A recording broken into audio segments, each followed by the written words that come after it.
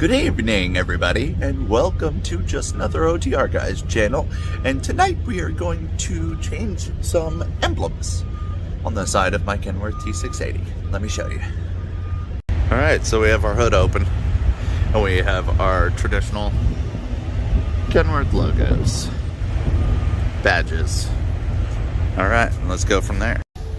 So to remove our badges or emblems or whatever, logos, whatever, we have to open the hood and we need to get to this. Let me turn my flash on. There it is. That is all you need. All they're held in by. So we're going to go ahead and get them off and we'll be back.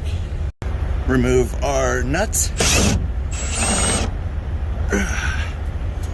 And that's it for now.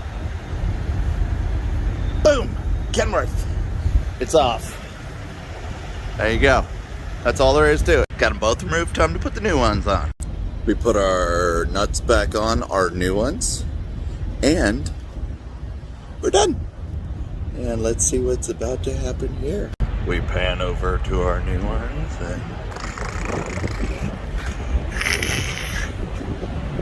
Oh yeah, baby. Texas pride. Yeah. Y'all be good, be safe, and have a nice day. See ya.